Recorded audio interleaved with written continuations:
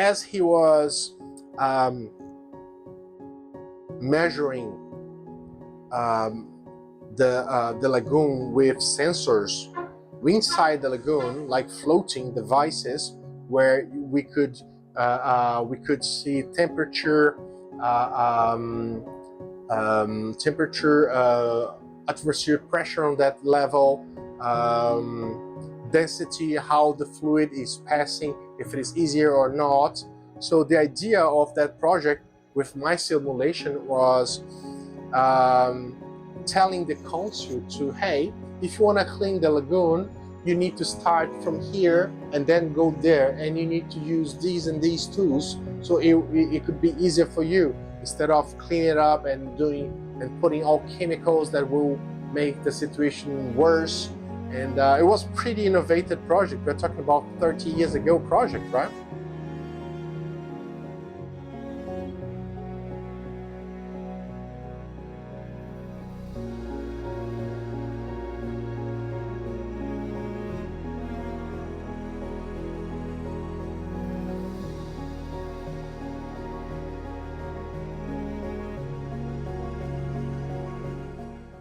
Have you ever watched those TV shows where people meet with an architect and a real estate agent, and they do a sort of facelift in your house while they look for a new property so the family can move on? So one of the coolest things that I really like on these TV shows is the fact that prior any change on the current property, they spend some time to meet and understand the family needs.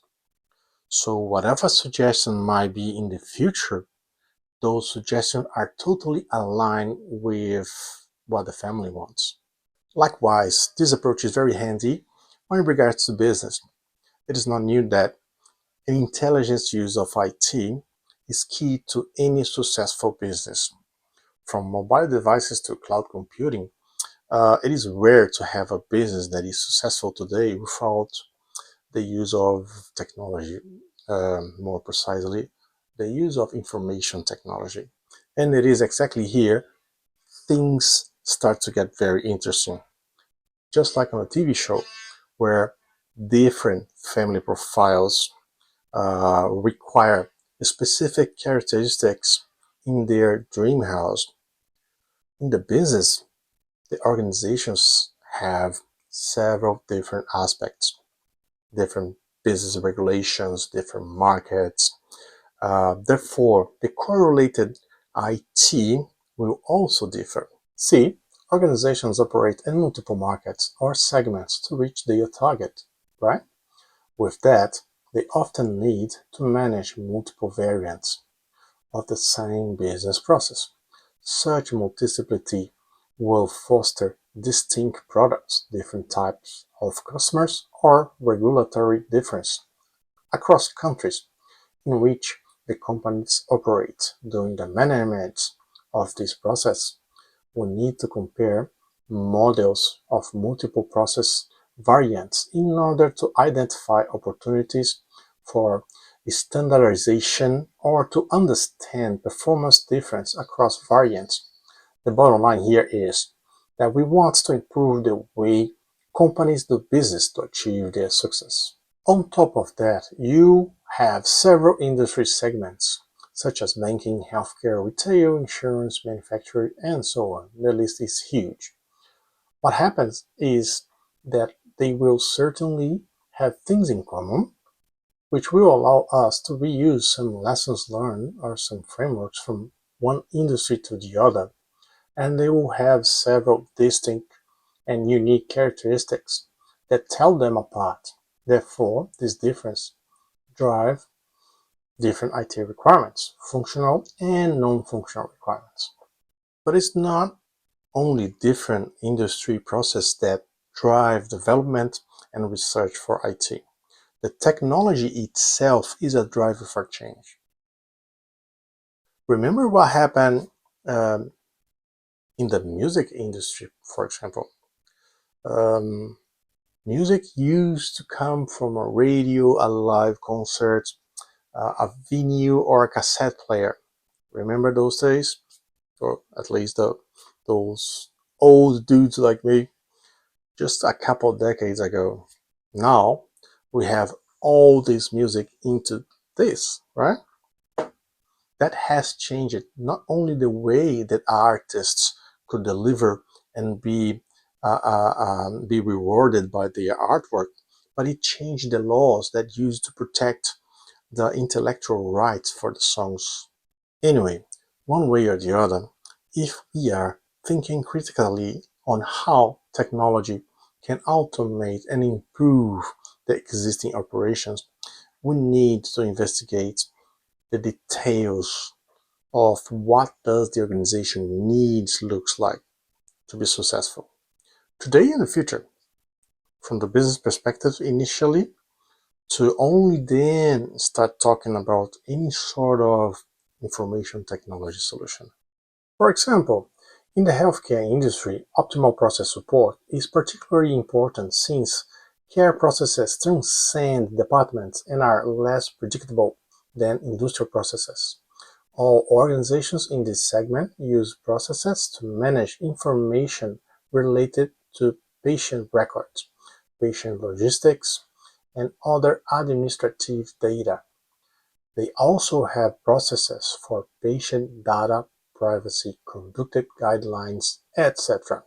The point here is that few characteristics are unique to this industry. I just mentioned a big one: patient data privacy, even with the justification of researching a very serious illness, we do need to accommodate that in a specific process. Another example, in the energy generation industry, organizations around the globe are guided by few business imperatives, such as leveraging the client experience by assisting people on how to reduce their energy bill, smart use of energy, and pointing out the hotspots of your house. And also operational excellence by automating and improving the core energy generation process, keeping the costs down and accountable. I'm not saying that one industry has influenced the other. I'm just saying that both had the same appeal from government and community in order to survive in a market that is more sustainable today. The organizations are disrupting their business process to reinvent themselves. But these two examples have something in common. It is possible that a business process is not well defined, and as a result, the resource may not be utilized in an optimal manner to reach the business goal. With all that said, how can we check if a process is running okay or needs some improvements? I like to answer that with the famous one size doesn't fit all. Well, each industry, as we mentioned before, have a specific different characteristics that needs to be addressed. Therefore, acknowledging them instead of ignoring, organization can perform corrective actions and improve their work.